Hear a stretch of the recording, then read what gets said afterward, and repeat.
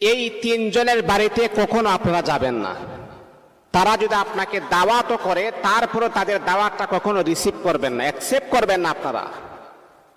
এই তিনজনের বাড়িতে যদি আপনাদেরকে দাওয়াত করে তারপরে তাদের দাওয়াতটাকে আপনারা মিস করবেন, কখনো যাবেন না। কিছু কিছু মানুষের বাড়িতে না যাওয়াটাই সবচাইতে ভালো, না যাওয়াটাই উত্তম।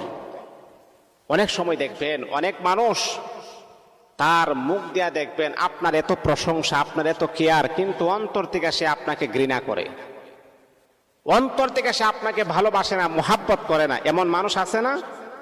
দেখবেন রাস্তাঘাটে আপনার সাথে দেখা হয়েছে, আপনাকে এত প্রশংসা, মানে প্রশংসার জোয়ারে আপনাকে বাসায়া দিবে, কিন্তু অন্তরে না। ঠিক তদ্রূপ ভাবে এই তিনজন ব্যক্তির বাড়িতে যদি আপনাদেরকে দাওয়াত দেই তারপরে তাদের বাড়িতে দাওয়াত আপনারা যাবেন না। এর মাঝে এক নাম্বার হচ্ছে এমন মানুষ, যে মানুষ আপনাকে খাওয়ার পরে আপনাকে খোঁটা দেয়, মানে আপনাকে খাওয়ার পরে যে কোনো একটা জিনিস দেওয়ার পরে সে আপনাকে অনেক মানুষের সমাগমে, অনেক মানুষের সামনে আপনাকে খোঁটা দেয়, এই তোকে না আমি এটা করলাম, তোকে না আমি সেটা করলাম। এমন মানুষ আছে না? খোঁটা দেওই না মানুষ। এই স্বভাবটা সবচাইতে বেশি প্রচলন হচ্ছে মহিলাদের মাঝে। মহিলারা কিন্তু খাওয়ার পরে খোঁটা দেয়, এটা সবচাইতে ঘৃণিত কাজ। মনে রাখতে হবে, একজন মানুষকে যদি আমি খাওয়াবো এটা হবে আল্লাহ তাআলার জন্য, দুনিয়ার কোনো উদ্দেশ্যের জন্য আমি কাউকে খাওয়াবো না।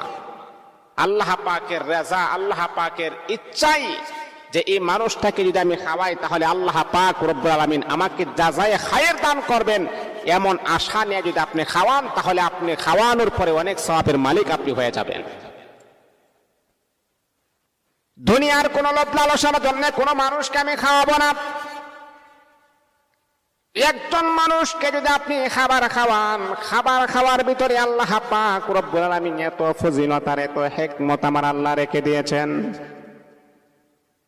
ওরে আল্লাহ তাআলার বান্দা, আপনি যদি একজন মানুষকে খাবার খাওয়ান তাহলে কখনো ওই মানুষটাকে আপনি খোঁটা দিবেন না। এটা আমার রাসূল ঘৃণা করেছেন। যদি আপনি খোঁটা দেন, খাবার যে আপনি খাওয়াইলেন এক পয়সারও কোনো সওয়াব হবে না, বরঞ্চ আপনার আমল নামার ভিতরে গুনাহ লিপিবদ্ধ করা হবে, গুনাহ লেখা হবে যে এমন কাজটা কেন করা হলো, যে আপনি খাবার খাওয়াইছেন আর তাকে শরম লজ্জা দিয়েছেন, খোঁটা দিয়েছেন। এটা কখনো করা যাবে না। যদি জানেন অমুক ব্যক্তির বাড়িতে গেলে খাবার খাওয়ার পরে খোঁটা দিই, তখন আপনি তার দাওয়াত আপনি অ্যাকসেপ্ট করবেন না, রিসিভ করবেন না।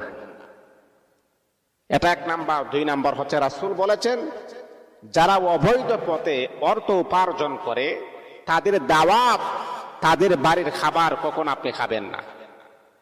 আপনার অন্তরের ভিতরে যে একটা ইবাদতের যে একটা নূর, সেই নূরটা আস্তে আস্তে বিলুপ্ত হয়ে যাবে, মরে যাবে। আপনি জানেন এই মানুষটা সুদ খায়, এই মানুষটা ঘুষ খায়, এই মানুষটা অবৈধ পথে সম্পদ উপার্জন করেছেন, হালাল ভাবে 1 টাকা উপার্জন করে নাই। ওই মানুষটা অবৈধ পথে সম্পদ উপার্জন করেছেন, আপনি জানা সত্ত্বেও কিন্তু এই মানুষটার দাওয়াত আপনি অ্যাকসেপ্ট করবেন না, গ্রহণ করবেন না। যেহেতু আপনি জানেন ওই মানুষটা হালাল ভাবে 1 টাকাও ইনকাম করে নাই, হারাম ভাবে ইনকাম করেছেন, সুদের কাজ করেছেন, ঘুষের কাজ করেছেন। ওরে আল্লাহ তাআলার বান্দা, ওই মানুষটা যদি আপনাকে দাওয়াত দেয় তাহলে আপনি একজন ইমানদার হিসাবে, একজন মুমিন হিসাবে, মুসলিম হিসাবে, মুত্তাকি হিসাবে কখনো আপনি তার দাওয়াতটাকে অ্যাকসেপ্ট করতে পারেন না। যদি আপনি জানেন যে সে সুদ খায়, ঘুষ খায়, তাহলে কিভাবে আপনি তার দাওয়াতটাকে অ্যাকসেপ্ট করবেন? যদি না জানেন, এটা হচ্ছে অন্য হিসাব, যে আমি জানি না। এটার জন্য আপনি আল্লাহ তাআলার কাছে যদি না জানেন, পরে যদি জানেন মানুষটা সুদ খায়, তাহলে আপনি আল্লাহ তাআলার কাছে যদি ইস্তেগফার করেন, তওবা করেন, আমার আল্লাহ ক্ষমা করে দিবে। আর যদি জানেন মানুষটা সুদ খায়, তাহলে কিভাবে আপনি তার দাওয়াতটাকে রিসিভ করলেন? এই জন্যই যারা হারাম পথে অর্থ উপার্জন করে তাদের দাওয়াত কখনো যাওয়া যাবে না। 2 নাম্বার। 3 নাম্বার হচ্ছে যারা মুখে মুখে আপনার প্রশংসায় আপনাকে বাসিয়ে দেয়, কিন্তু পিছনে পিছনে আপনার বদনাম করে।